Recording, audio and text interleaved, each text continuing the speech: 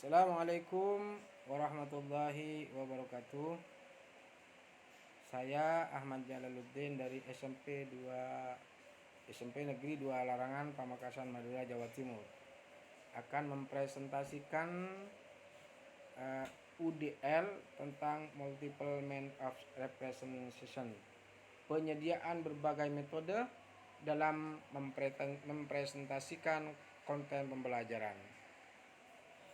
Panduan 1, penyediaan pilihan untuk persepsi. Proses belajar tidak mungkin terjadi jika informasi ditampilkan dalam format yang membutuhkan usaha lebih, sehingga sulit dipersepsikan oleh peserta didik. Untuk mengurangi hambatan belajar, penting untuk memastikan bahwa informasi dapat dipahami oleh semua peserta didik dengan 1.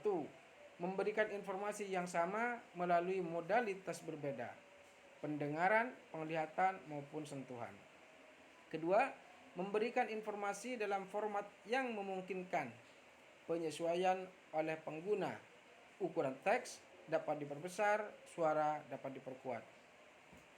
Penyajian materi dengan cara ganda dapat diakses oleh peserta didik dengan hambatan sensori atau persepsi tertentu dan lebih mudah dipahami oleh banyak orang. Tampilkan informasi dalam format yang fleksibel dan bervariasi. Yang pertama, tampilkan informasi dalam format yang fleksibel dan bervariasi. Dalam materi cetak, tampilan informasi biasanya bersifat tetap dan permanen.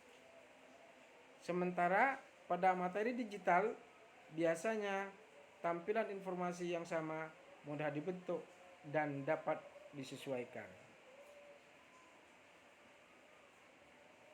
Contoh, kotak informasi dapat ditampilkan di posisi berbeda, diperbesar, ditebalkan dengan penggunaan warna atau dihapus seluruhnya.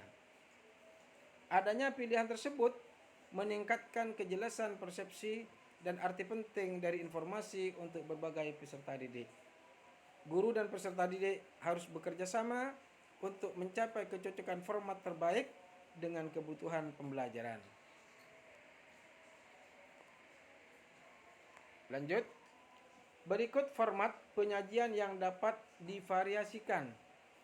Ada ukuran teks, gambar, grafik, tabel, atau konten visual lainnya. Ada warna yang kontras antara latar belakang dan teks atau gambar. Warna atau penebalan untuk informasi atau penekanan. Ada volume atau kecepatan bicara atau suara. Ada kecepatan atau waktu video, animasi, suara, simulasi, dan lain-lain. Tata letak elemen visual atau lainnya. Jenis huruf yang digunakan untuk bahan cetak. Ini format penyajian yang dapat divariasikan. Salah satu contoh variasi tampilan informasi seperti ini. Ukuran teks, jenis hurufnya, penebalan informasinya. Ada warna kontras antara latar belakang dan teks atau gambar. Yang kedua, menawarkan alternatif untuk informasi audio. Suara adalah cara yang sangat efektif untuk menyampaikan dampak dari informasi. Itulah sebabnya desain suara sangat penting dalam film, dan mengapa suara manusia sangat efektif untuk menyampaikan emosi dan makna. Namun informasi yang disampaikan hanya melalui suara tidak dapat diakses secara merata oleh semua peserta didik, terutama peserta didik dengan hambatan pendengarannya. Membutuhkan lebih banyak waktu untuk memproses informasi atau memiliki kesulitan daya ingat.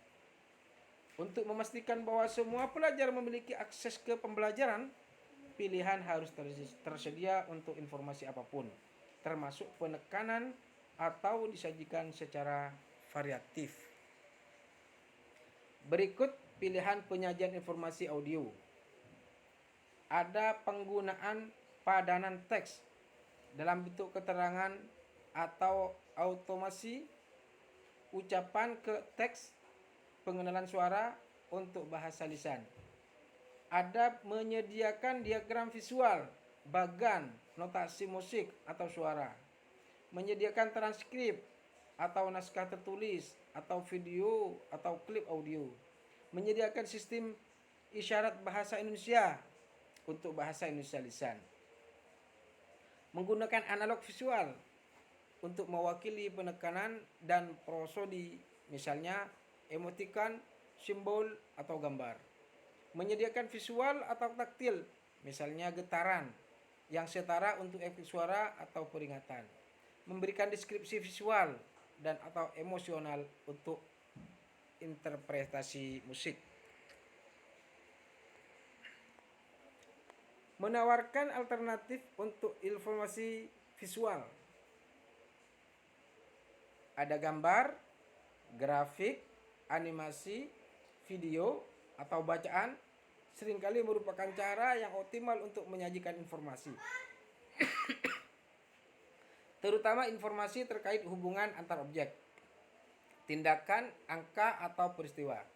Tetapi penyajian visual dengan cara tersebut tidak dapat diakses secara merata oleh peserta didik, terutama peserta didik dengan hambatan penglihatan.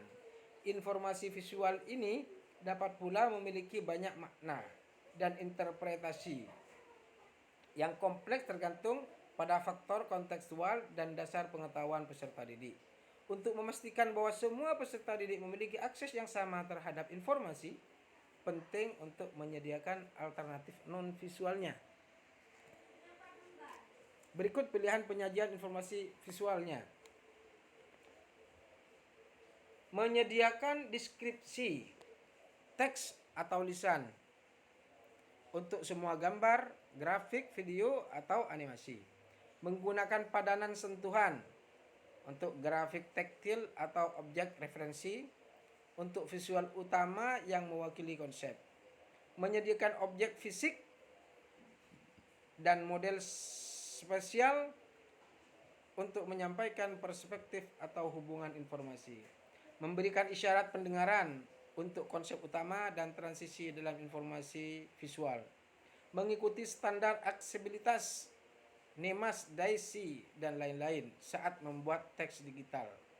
Pendamping diberikan kesempatan untuk membacakan teks dengan keras. Menjadikan akses ke software text to speech, bacaan ke suara. Contoh variasi tampilan informasi visual seperti ini. Ada 4 grafik dengan warna dan bentuk berbeda. Meningkatkan akses bagi peserta didik dengan hambatan penglihatan seperti buta warna. Memberikan deskripsi terkait gambar. Di dalam kelas terdapat 6 anak dengan karakteristik yang berbeda-beda yang sedang berdiskusi. Mereka saling menghargai dan menghormati. Demikian presentasi yang dapat saya sampaikan. Mohon maaf apabila ada kekurangan.